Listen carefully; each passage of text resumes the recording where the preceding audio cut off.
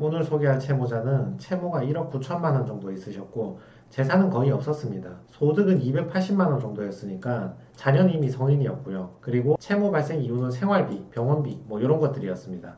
자, 이분은 채무가 왜 발생했는가? 현재는 차량 지입 기사님이신가 봐요. 고혈압, 당뇨, 고지혈증, 어지럼증 등 좀 건강이 좋지 않으신 분입니다. 배우자는 부정맥 진단도 받았었고 직장을 그만뒀고 현재 요양을 하고 있다. 친어머니는 치매 진단을 받고 입원 치료받다가 돌아가셨는데 그 과정에서 병원비를 많이 쓰셨겠죠. 그리고 장인어른도 치매시고 장모님도 백내장 수술하시고 황반변성 진단을 받아서 치료를 받고 있다. 그리고 부모님 병원에 모시는 것은 본인이 전부 다 전담해서 병원비를 내고 있다. 뭐 그런 말입니다. 딱 듣는 순간 생활비로 다 썼고 양가 부모님하고 본인 배우자 병원비로 썼고 기존 채무에 이자를 상환했다.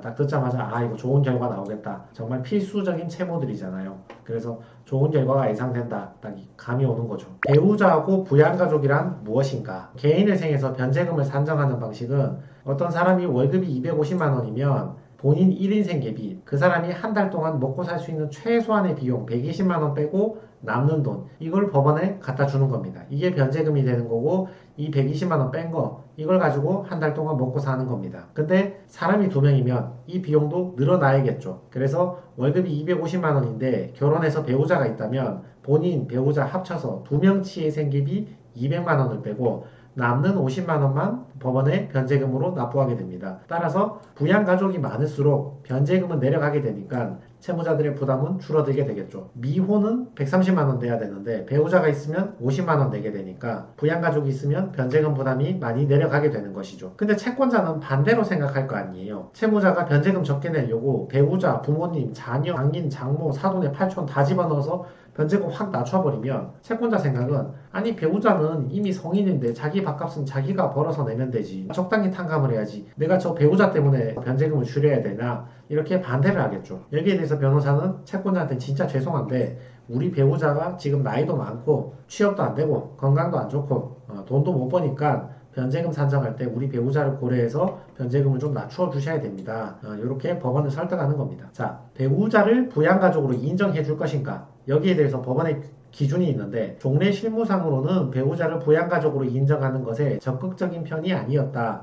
제가 2015년, 2016년에 개인회생을 할 때만 해도 배우자를 부양가족에 잘 안 넣어주려고 했습니다. 그러나 민법 제826조 제1항에는 부부는 동거하며 서로 부양하고 협조하여야 한다는 부부간의 상호 부양 의무를 규정하고 있다. 그렇기 때문에 실제로 채무자가 배우자를 부양해 왔다면 최대한 포함하는 것으로 검토해보자, 이런 뜻입니다. 배우자를 부양가족에 집어넣는 것에 대해서 종래에는 부정적인데 최근에는 민법의 부양의무 규정을 고려해서 긍정적으로 많이 바뀌고 있다, 그런 뜻입니다. 그래서 이분 같은 경우도 채무자 및 피부양자 2명 이렇게 인정됐죠.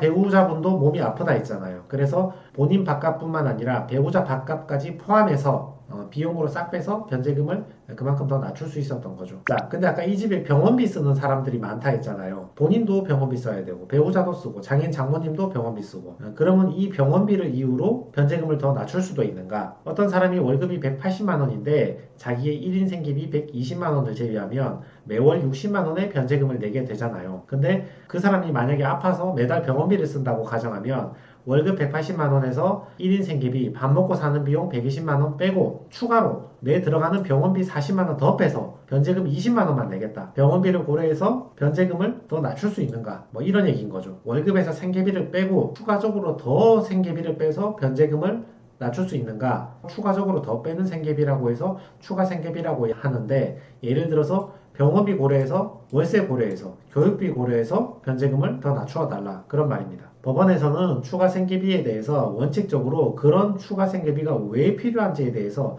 특별한 사정을 주장하고 소명하라, 이 말입니다. 채무자는 이 비용 저 비용 다 빼고 싶잖아요. 다 빼서 변제금 다 낮추고 싶은데 회생 파산 변호사야 웬만하면 채무자 편을 들어주고 싶지만 그렇다고 이 비용 저 비용 다 빼고 변제금 5만 원 내겠다, 10만 원 내겠다 그러면 그 변제 안 하겠단 말이잖아요. 그렇게까지는 법원이 해줄 리가 없잖아요. 법원도 상식이란 게 있고 어느 정도는 변제시키고 나머지를 탕감시키려는 거지, 요만큼 변제시키고 나머지 다 탕감해 주겠다, 그런 취지일 리는 없잖아요. 그러니까 제대로 소명을 해보라 이거죠. 그 추가 생계비가 왜 필요한지.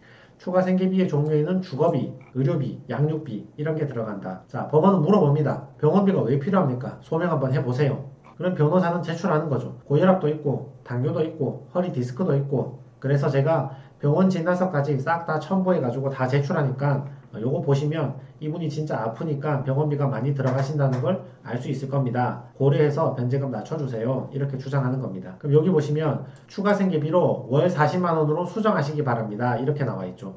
추가 생계비로 의료비 월 40만원 인정해주겠다 그 뜻입니다. 제가 처음에 신청할 때는 40만원보다는 오바해서 신청했거든요. 좀 깎일 걸 이미 감안을 해서 좀 오바해서 신청해서 법원하고 한 발씩 양보해서 협의본 금액이 추가 의료비 월 40만원입니다. 그래서 이분 같은 경우는 아까 본인 배우자 2명, 부양가족 2명 다 반영받고 거기에 추가 생계비 40만원까지 얹어서 거의 240만원 정도를 공제받게 됐죠. 자, 여기 봅시다. 원래 이분이 자기 1인 생계비만 주장했다면 월급 280만원 빼기 120만원 1인 생계비 빼면 160만원 내야 되잖아요. 근데 본인뿐만 아니라 배우자도 내가 부양해야 될 의무, 민법상 규정을 주장해서 둘 다 2명치 200만원 생계비를 빼면 80만원으로 변제금이 줄어들잖아요. 근데 월급 280만원에서 2명치 생계비 200만원 빼고 병원비 40만원까지 또 빼버리면 변제금이 40만원까지 내려오겠죠. 그러면 160만원 변제금이 80만원, 40만원 계속 내려오게 됩니다. 그래서 이분은 최종적으로 변제율이 어떻게 되었는가? 여기를 보시면 본인 배우자 2명 다 반영하고 추가 생계비 40만원 더 얹어서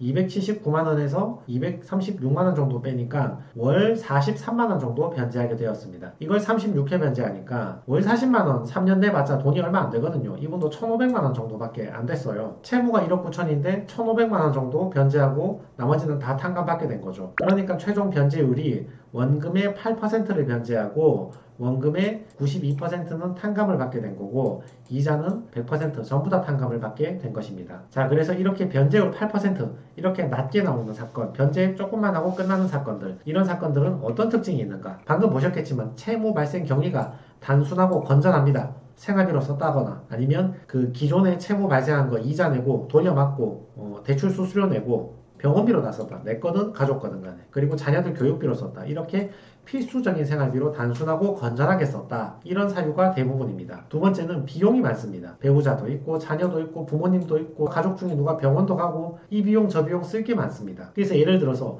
부모님을 추가 생계비에 넣어달라고 주장했는데 법원이 싫다, 공제 안 해준다 그러면 배우자를 집어넣어서 공제하면 되는 거고 장모님을 생계비에 넣어달라 했는데 공제 안 해주면 장모님에 대한 병원비를 공제해달라고 주장하면 되는 거고 비용 넣을 게 많으니까 이거 없으면 저거 넣으면 되고 저거 없으면 이거 넣으면 되고 이렇게 깎아내릴 수 있는 이유가 많이 있는 거죠. 그래서 오늘 사건을 정리해보면 오늘 채무자의 채무 발생 경위는 병원비, 생활비 같은 이런 건전한 사유였다. 이분의 변제금을 산정할 때 배우자를 고려해서 변제금을 더 낮출 수 있는가? 과거보다 훨씬 더 긍정적으로 배우자를 고려해서 변제금을 잘 낮추어주고 있는 추세이다. 월세를 낸다거나 병원비를 낸다거나 교육비를 낸다거나 이걸 고려해서 변제금을 더 낮출 수 있는가?